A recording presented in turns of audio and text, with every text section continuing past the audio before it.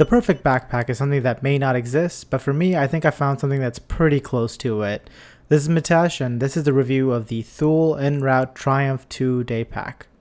This is a 25-liter bag, so it's a pretty decent size, and it's perfect for me because I carry a lot of stuff on a daily basis.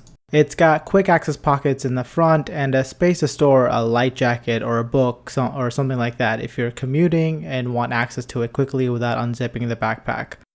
It also has a really large crush-proof compartment, which honestly might be a little too big.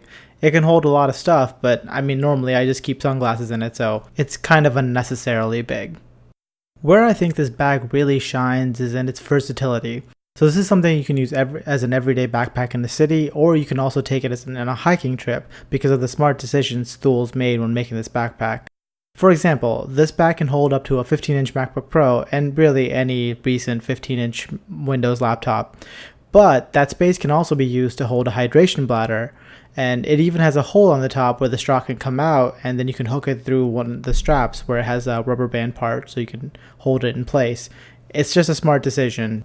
And that's the thing, this bag is full of those little smart decisions which make it so versatile. So another example is the fact that it's got these lash points which you can hook extra stuff onto whenever you're going hiking, but if you're using it in the city, you can actually just tuck them away inside a pocket they have, and it gives you a much cleaner look.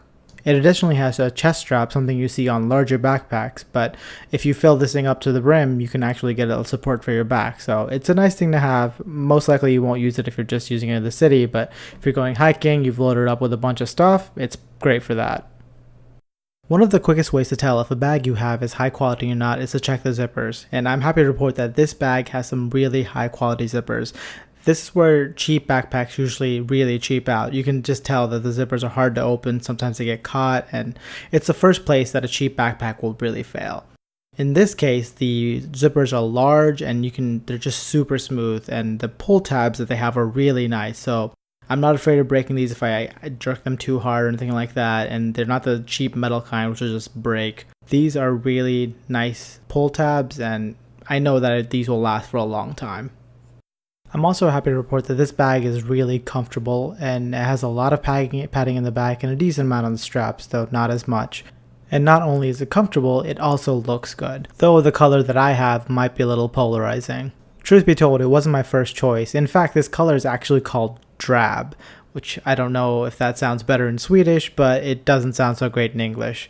However, they do have a lot of color options, and most I would consider better than this. The only thing about this color is the fact that it's about half the price of the others. So on Amazon, this backpack on this color is for about $50, whereas the others go for about $90. So if you don't mind going for a slightly worse color, you can save a lot of money. But for those of you who really can't stand the color, you can spend the $90, and I think it would be justified for this bag.